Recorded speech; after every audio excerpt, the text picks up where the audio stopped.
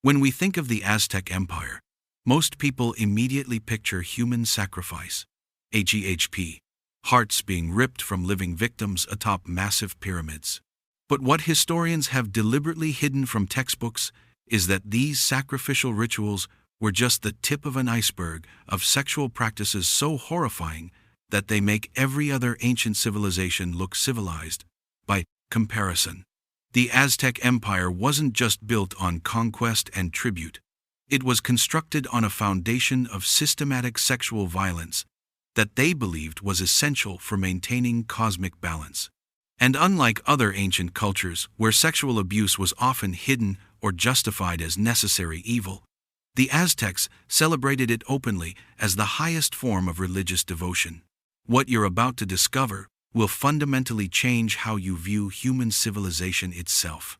Because the Aztecs didn't just practice occasional sexual violence, they created an entire theological system that required sexual torture, developed sophisticated techniques for prolonging sexual agony, and built massive temple complexes dedicated entirely to what they called sacred sexual transformation. The Aztec Flower Wars weren't just military campaigns for capturing prisoners. They were systematic hunting expeditions designed to acquire specific types of human beings for sexual sacrificial rituals that required particular physical and psychological characteristics. Aztec military manuals, discovered in Spanish colonial archives, describe detailed criteria for selecting captives based on their potential for what priests called divine sexual endurance. Young warriors were trained not just to capture enemies, but to evaluate their sexual utility according to precise religious specifications. The most prized captives were young men and women between ages 15 to 25 who showed signs of sexual inexperience. Aztec priests believed that sexual innocence concentrated spiritual energy, making the eventual ritual violation more pleasing to their gods. But they didn't want just any virgins. They wanted captives who would resist strongly enough to provide entertaining struggle during the ceremonies. Aztec warriors used specialized capture techniques designed to preserve their victims' sexual functionality while ensuring psychological terror. They would deliberately wound captives in non-vital areas to cause maximum pain without impairing their ability to participate in the sexual rituals that awaited them. But the true horror began during the transport process. Captured victims were forced to march hundreds of miles to Tenochtitlan, while being subjected to what Aztec records call preparatory conditioning. Every night during the journey, warriors would conduct training sessions where captives learned what would be expected of them in the temple ceremonies. These training sessions involved forcing captives to perform sexual acts with each other, while warriors watched and provided detailed commentary about their performance. Captives who showed insufficient enthusiasm were tortured until they demonstrated the level of participation that would be required during the actual religious ceremonies. Spanish conquistador accounts describe witnessing these prisoner processions and being shocked not by the fact of sexual abuse, but by how systematically organized it was. Every aspect was choreographed according to religious protocols that had been refined over centuries of practice. The famous Aztec temples weren't just platforms for human sacrifice. They were sophisticated architectural complexes specifically designed to facilitate the most elaborate sexual tortures ever conceived by human civilization. Archaeological evidence shows that major Aztec temple complexes included specialized chambers called transformation rooms that were equipped with stone restraints, drainage systems for bodily fluids, and acoustic designs that amplified screams throughout the temple complex. The Great Temple of Tenochtitlan, which Spanish accounts describe in horrifying detail before its destruction, contained over 40 separate chambers dedicated to different types of sexual rituals. Each chamber was designed for specific ceremonies based on the victim's gender, age, social status, and the particular god being honored. The most elaborate chamber was dedicated to Xochiquetzal, the goddess of sexual pleasure and prostitution. This chamber contained stone platforms carved with restraining grooves, heated metal implements for internal torture, and complex pulley systems that could suspend victims in positions that maximized both accessibility and agony. But it wasn't just the equipment that made these chambers horrifying, it was the artistic decoration. The walls were covered with intricate murals, depicting every conceivable form of sexual violence, serving both as inspiration for priests and instruction manuals for conducting ceremonies according to proper religious protocols. Spanish friars who documented these chambers before their destruction described artwork so explicit and disturbing that they refused to include detailed descriptions in their reports. What they did record suggests that Aztec artists had developed sophisticated techniques for depicting sexual torture that were considered high art by their civilization. The temple complexes also included preparation chambers, where victims would be held for days or weeks before ceremonies, while being subjected to conditioning designed to maximize their psychological suffering during the actual rituals.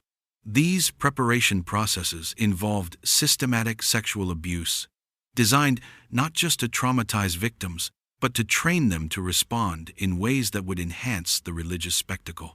Priests kept detailed records of which preparation techniques produced the most satisfying victim responses during ceremonies. The Aztec Festival of Flowers wasn't the gentle celebration of spring that its name suggests. It was a Bactation, month-long orgy of sexual violence that involved entire communities in systematic ritual abuse on a scale never matched by any other civilization. During this festival, normal social rules were completely suspended, and every person in Aztec society was required to participate in sexual rituals according to their age, gender, and social status. But these weren't consensual community celebrations. They were organized rape festivals with religious justification. The festival began with the selection of the flowers, a ceremony where Aztec priests would choose hundreds of victims from prisoners, slaves, and even volunteer citizens who believed that sexual sacrifice would elevate their souls to divine status. But the selection process itself was a form of sexual torture. Potential victims were stripped naked and examined publicly, while priests evaluated their physical suitability for different types of ritual abuse. The examination process involved sexual penetration with sacred objects, while crowds cheered and priests provided running commentary about each victim's spiritual worthiness. Once selected, victims were divided into categories based on the type of sexual sacrifice they would undergo. Young virgins were reserved for the most elaborate ceremonies involving multiple priests and prolonged torture. Experienced adults were used for mass participation rituals, where entire communities would take turns sexually assaulting them over periods of days. The festival's centerpiece was the Garden of Sacred Pleasure, a massive public ceremony where hundreds of victims would be simultaneously tortured in Tenochtitlan's main plaza, while the entire population watched and participated. Spanish accounts describe witnessing these ceremonies and being horrified not just by the sexual violence, but by the enthusiastic participation of ordinary Aztec citizens who genuinely believed they were performing sacred acts that maintained cosmic balance. Children as young as 12 were required to participate in these festivals, initially as observers but gradually as active participants as they aged. Aztec society considered sexual violence training to be essential education that prepared young people for adult religious responsibilities. The Aztec priesthood wasn't just a religious hierarchy. It was a professional organization dedicated to developing and refining techniques for sexual torture that they believed channeled divine power through human suffering. Becoming an Aztec priest required years of specialized training in what they called sacred sexual arts, techniques for inflicting maximum sexual agony while keeping victims conscious and responsive for extended periods. This training was as rigorous and systematic as any modern professional education. Young men entering the priesthood began their training by observing ceremonies and learning basic restraint techniques, anatomy knowledge necessary for prolonging torture, and psychological methods for breaking victim resistance. They studied detailed manuals that described every aspect of ritual sexual abuse with scientific precision. Advanced priests specialized in particular types of ceremonies based on their natural talents and interests. Some focused on techniques for mass participation rituals. Others developed expertise in prolonged individual torture, and the most skilled became specialists in ceremonies involving children or pregnant women. The highest-ranking priests were those who could conduct the most elaborate ceremonies while maintaining perfect religious protocol. These ceremonies could last for days and required priests to coordinate complex sequences of sexual torture while ensuring that every aspect followed traditional religious requirements. Aztec priests kept extensive written records of their ceremonies, including detailed descriptions of techniques, victim responses, and innovations that enhanced the religious effectiveness of their rituals. These records were preserved in temple libraries and studied by successive generations of priests seeking to improve their professional skills. But perhaps most disturbing was the Aztec belief that priests who conducted these ceremonies were performing acts of divine love. They genuinely believed that inflicting sexual torture was a form of spiritual service that elevated both the priests and their victims to higher levels of cosmic consciousness. Spanish friars who interviewed surviving Aztec priests after the conquest were shocked to discover that these men weren't sadistic monsters, but deeply religious individuals who had been trained from childhood to believe that sexual violence was humanity's highest spiritual calling. Aztec society's treatment of children reveals the most horrifying aspect of their civilization. The systematic sexual abuse of minors wasn't just tolerated or hidden, but was considered essential religious education that every child needed to receive. Aztec children began their spiritual education at age 7, through ceremonies called first flowering, where they would be introduced to sexual practices through observation of adult rituals. But this wasn't just watching. Children were required to participate in preparatory activities that gradually conditioned them for more extensive involvement as they aged.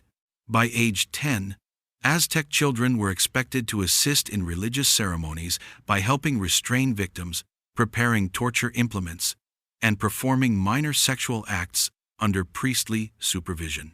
This participation was considered essential training for their future roles as adult members of Aztec society.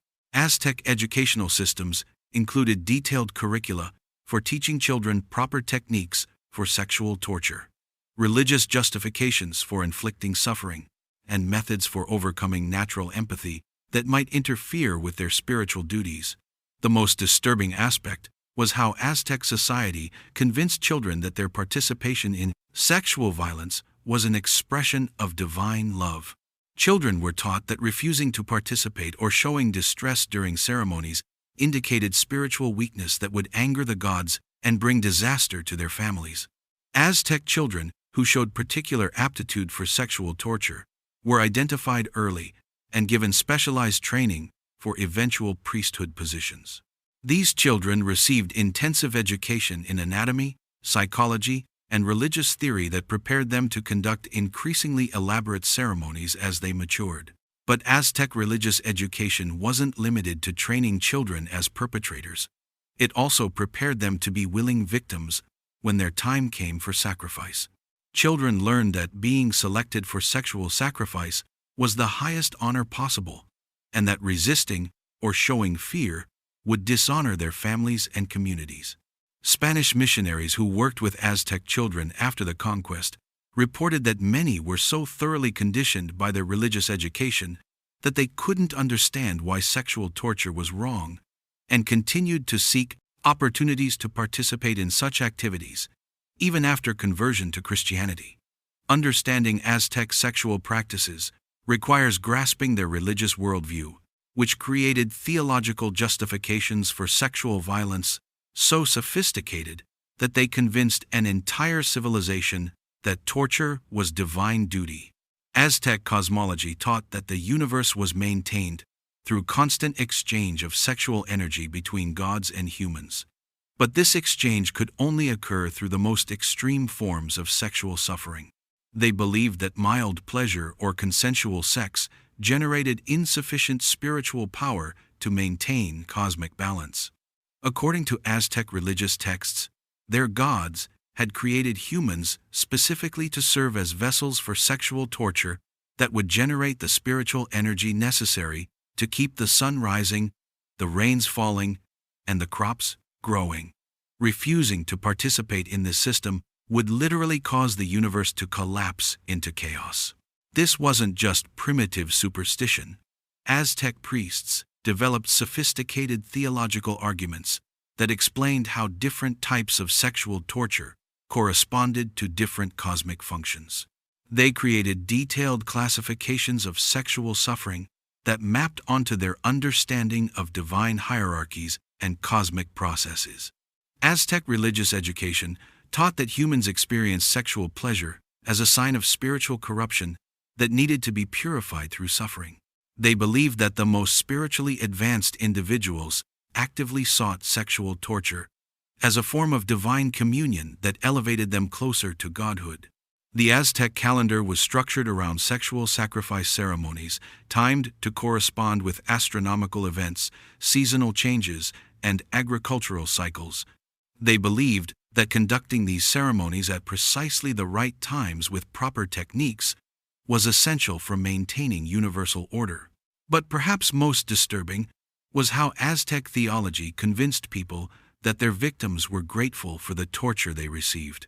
Aztec priests taught that sexual sacrifice was a form of divine gift that allowed victims to transcend human limitations and achieve spiritual transformation impossible through any other means.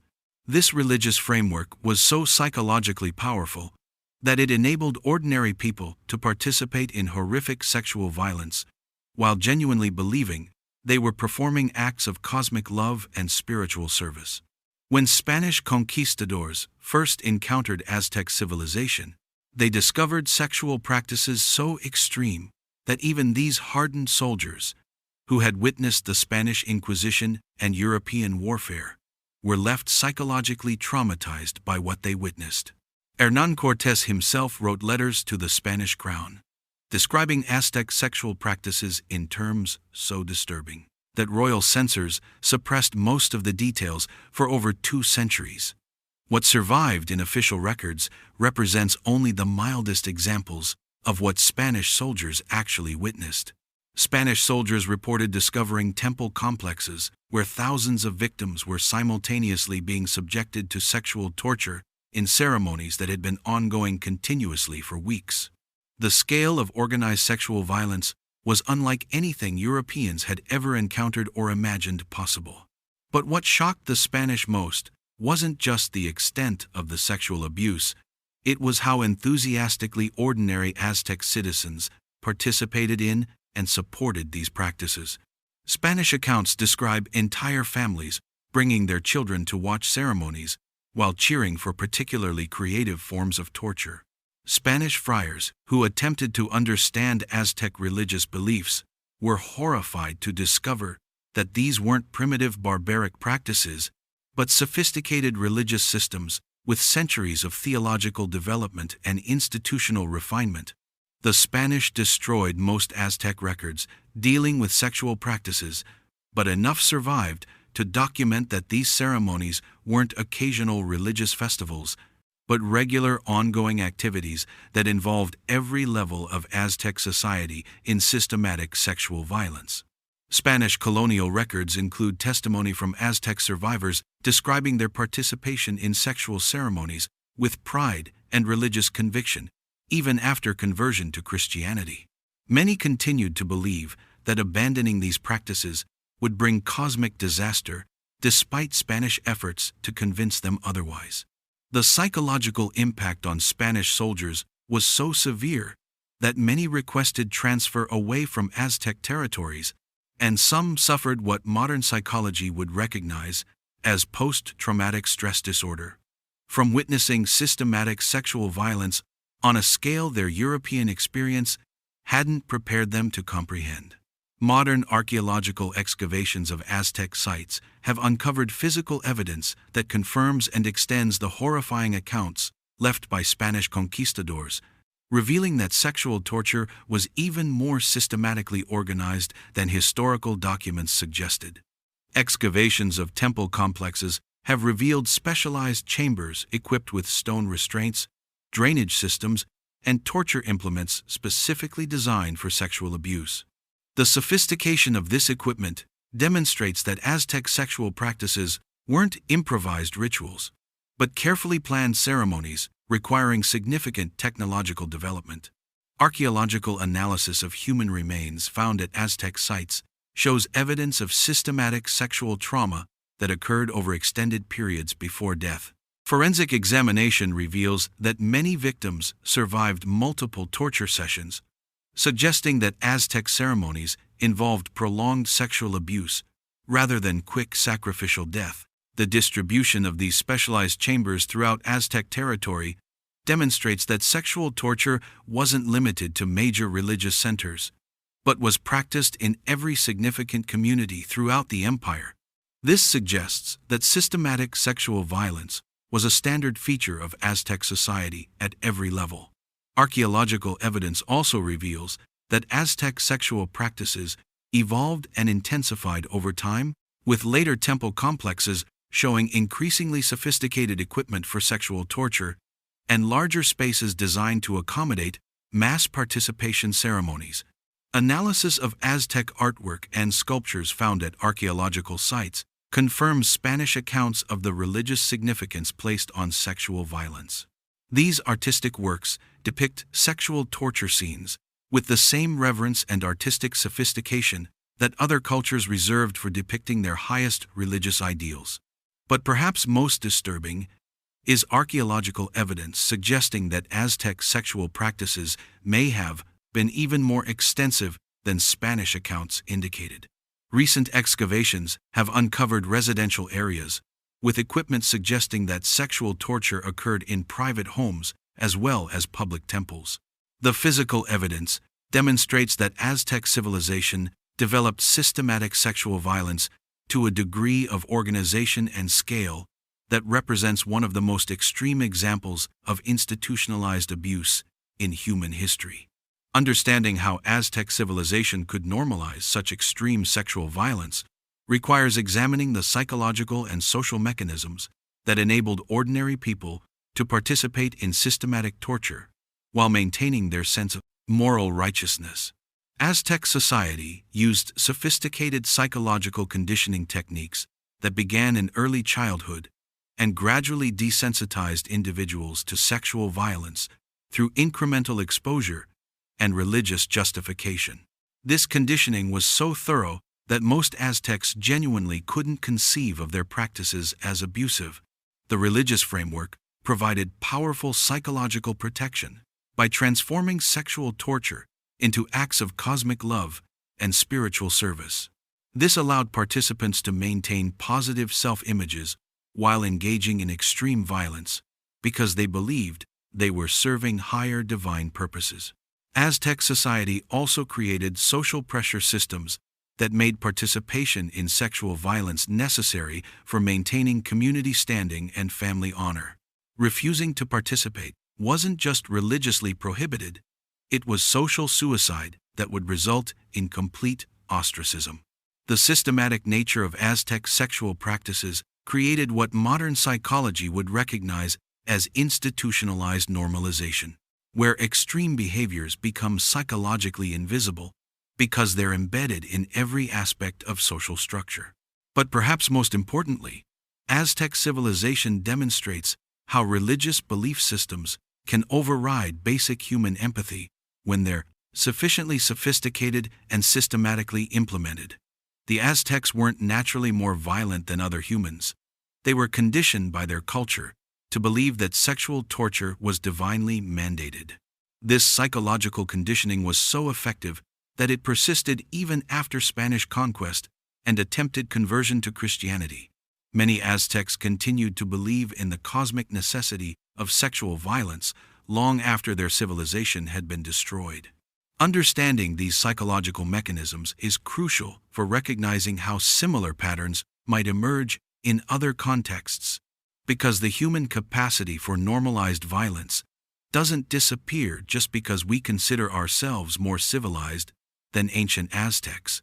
The systematic suppression of information about Aztec sexual practices represents one of history's most successful cover-ups, involving Spanish colonial authorities, Catholic Church officials, and modern academic historians who considered these historical facts too disturbing for public knowledge.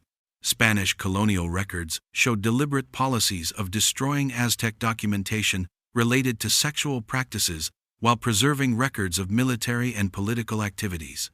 This selective preservation created a distorted historical record that emphasized Aztec achievements while minimizing their sexual violence. Catholic Church officials who documented Aztec practices for conversion purposes often coded their descriptions in Latin or used euphemistic language that obscured the true nature of what they had witnessed. This created historical records that preserved some information while making it inaccessible to general readers. Modern academic historians have continued this pattern of suppression by focusing their research and publications on Aztec achievements in architecture, astronomy, and agriculture, while minimizing or ignoring evidence of systematic sexual violence. This historical cover-up has created a romanticized view of Aztec civilization that emphasizes their cultural sophistication, while completely ignoring the systematic sexual torture that was central to their society. Most people today have no idea that such practices ever existed. But understanding why this history was hidden is crucial for understanding how historical narratives are constructed and controlled. The suppression of Aztec sexual practices demonstrates how uncomfortable historical truths can be, systematically erased from public consciousness. The cover-up also reveals how modern sensibilities about sexual violence can lead to historical distortion when scholars allow contemporary moral judgments to influence their presentation of historical evidence. Recognizing these patterns of historical suppression is essential for developing more accurate understanding of human civilization and its capacity for both achievement and horror. The Aztec Empire represents the most extreme example of systematic sexual violence in recorded history, a civilization that transformed sexual torture into religious duty and convinced an entire society that inflicting sexual suffering was humanity's highest spiritual calling. Understanding this history isn't just academic curiosity, it's essential for recognizing how human societies can normalize systematic abuse when they develop sufficient psychological and religious justifications for violence. The archaeological evidence, Spanish accounts, and surviving Aztec records all confirm that these practices weren't aberrations or exaggerations, but central features of a civilization that lasted for centuries and influenced millions of lives. This history challenges comfortable assumptions about human nature and demonstrates that the capacity for systematic evil doesn't belong to distant primitives, but represents possibilities that exist within any human society under the right conditions.